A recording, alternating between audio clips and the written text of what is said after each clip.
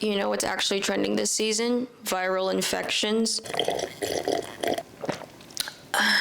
Howdy, hey, my name is Casey. Welcome to my channel. I help people dress up. It all started when I spent $60 at a department store when I was 13 years old. This video is basically inspired by the ton of DMs I get basically asking me, hey, I'm going on a trip. What do you suggest I buy? It's gonna be super cold. Hey, I'm trying to develop my personal style. What do you think I should start with? Or to be put more simply, what am I wearing this season? Because when you're gonna ask somebody who you think has really great style and you want a very similar style, I think a lot of content creators and influencers like to push very specific pieces rather than teaching their audience, this is how you start. The foundations are extremely important to me. And that being said, I also want to provide context. What kills me about these content creators is that they like to push a very specific brand to market these pieces. For example, what cool girls are wearing this fall in 2024. It's commodifying a girl, a lifestyle, to justify the purchases of these pieces. Buy a pair of micro shorts this season. That's what the cool girls are wearing. Instead of pushing, hey, this is what a cool girl is wearing, micro shorts. Hey, if you haven't considered this already, purchase a long wool coat because it's practical and versatile. And it's something you can wear forever. That's what cool girls are doing. They're making practical and smart decisions. Full discretion, this is not a must-have list. I'm not gonna say that if you don't have any of these pieces, you are not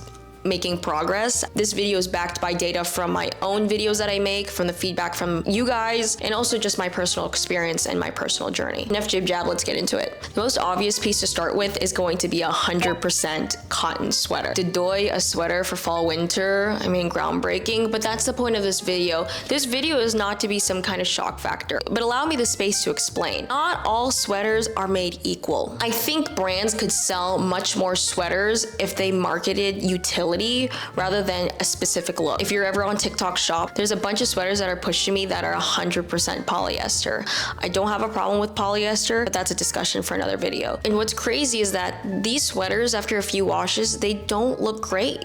And you spent 20 bucks on something that you can only wear after 2 washes? That's disgusting. In this economy, really? I'm not gonna be ignorant and say that these are so easy to thrift. They're really not these days based off of the cycle that we are going through right now. But if you search really well, my favorite places to thrift right now is eBay or Vinted. Just look up 100% cotton sweater. It's gonna be pretty inexpensive. And sure, I can talk about the actual color of the sweater, but I'd rather approach the material as a neutral. Cotton is considered a neutral. There's not really a texture to it rather than the softness, so it doesn't really distract from the rest of the outfit, and it's not much maintenance. There was a time where my husband was cleaning out his closet before we moved in together, and he put all the clothes that I bought him to the side. And I was like, why isn't this combined with your closet? At first I found it really offensive, but then he told me, I just don't want to ruin them. I don't know how to take care of them. What was I thinking giving a man a merino wool? The maintenance can make or break an experience. End of the day, what will serve you more? 100% cotton sweater that you can throw in the wash, or a merino wool that you have to take to the dry cleaners every week? I would typically add to the discussion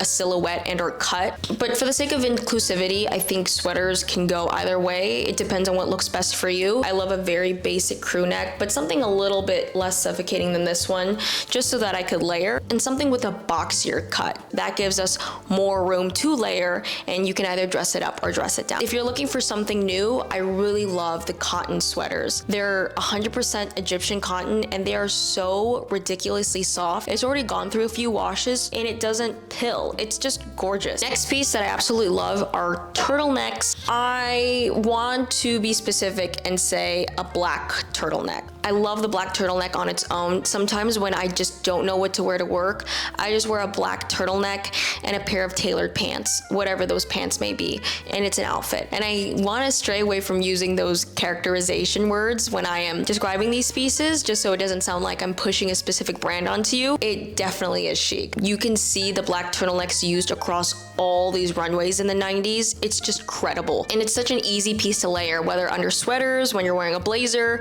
or even under like a regular t-shirt. I've been obsessed with layering my sweater t-shirts, and Emma Chamberlain made an entire video on the black turtleneck, and if she can do that, and I know that she has a pretty curated closet at this point, but the fact that she can do that, just you gotta trust the black turtleneck. Did I mention trousers? Society has evolutionized to the point where we can't buy things off the rack anymore, especially when it comes to our bottom half of our bodies. If you have the trunk, then you need to make sure that you tailor it to the trunk. I think even the pants that I'm wearing right now is tailored. Like, These were taken in. Okay, you can't see it. I like to do my alterations in red because it shows that they've been altered. I like to get them taken in. I like to get them hemmed. I like to do anything. I like to deconstruct it because if you love a piece so much and you know that you would absolutely kill it in the piece, buy it, get it tailored for your body. In my own comments, people are like, you have my dream body. I love your body. Thank you. I do work really hard, but at the same time, it's because I'm wearing clothes that fit me. I'm more concerned about the rise. You can't make it taller, you can only make it lower. I prefer a high-waisted option because I think it's pretty versatile. It opens the opportunity to wearing shorter sweaters, shorter tops. You can wear longer tops without destroying the silhouette that you started with. I am on the hunt for a new pair. I've noticed that it's become increasingly harder to find a cotton pair of pants. And so in this case, I do recommend wool, and sometimes you might need to get a dry clean. Sometimes you don't have to. If you buy a vintage pair, it's already been tested. It's probably been washed and dried. But I do love wool trousers. I think it keeps you extremely warm and it can be dressed up, it can be dressed down. Since we're on the subject of bottoms already, let's talk about a pair of denim. I will advocate in this case for a dark colored or a black pair of jeans. Don't cancel me. I don't really like light wash denim. And it's a very specific shade of denim. You can have like the indigo denim and somebody might call it light wash.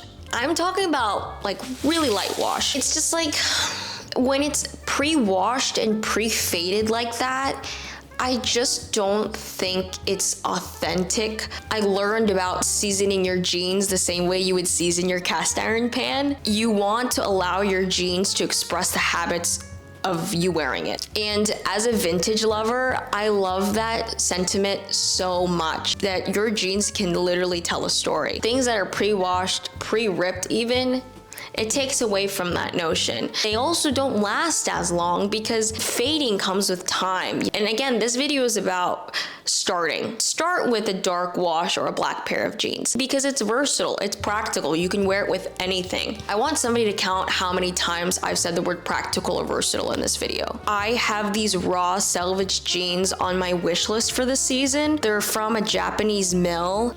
I did a poll on my story whether I should buy these jeans or buy this skirt instead, and because you guys are so well educated, you guys all voted for the jeans because everyone said it's more versatile. You'll probably grab that pair way more. It's kind of the most I've ever spent on a pair of jeans, but I think it's gonna be well worth it. I'm really fascinated with the idea of expanding my denim culture. I want to be like Carmi in the Bear who like sells denim. If I was gonna be super real and talk about my lifestyle, I would be okay with wearing a really great pair of dark wash denim and a white tee or even a black turtleneck every day if clothing wasn't part of my hobby. My Lolo, my grandpa, he literally did that every day and he ate. Now I'm gonna pivot onto accessories, and I would always have this entire wardrobe set out. I would plan the whole week before, but I only wear maybe 5 or 6 things out of the 30 things I brought, and it's because my outfit is dominated by my coat. And that says a lot. It gives you the indication that we should be investing in the things that we are using the most. Depending on the coat, it can hide your entire outfit. I usually would opt for a wool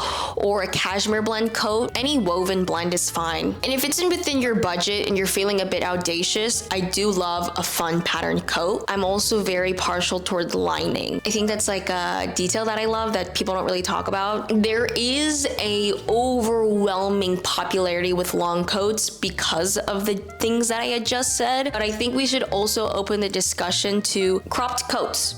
And it makes me feel like I'm in grade school where I used to run around and play tag and it's freezing. I can't imagine running around with a long coat. There's no way. I would totally lose. I did recently buy a short cropped wool coat. I just didn't have it. Out of all the jackets that I own, ask my husband, I have a stupid amount of jackets. I don't wear all of them. See, even I fail on the basics sometimes. Last but not least, scarves, beanies, mittens, gloves, whatever. But this is where I would step away from my neutrals and have a little fun with the choices. I always like to characterize my accessories as trinkets. I love being able to express myself in smaller things that don't collect dust while also practicing utility. You want to be able to express yourself without over consuming too. Really invest in stuff like that because that'll keep you warm. You can also knit your accessories, which is what I'm currently doing.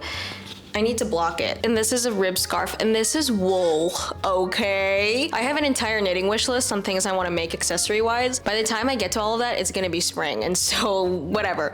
But see, unlock your potential. Depending on the choices you make, this shouldn't cost you so much. I think the jacket could cost you the most. To be honest, it's nothing compared to not having to buy it again and again and again. Developing your personal style is a progress, it's a journey. And the best way you can make that progress, building your foundation, strengthening the muscles you currently have. I included a white t-shirt.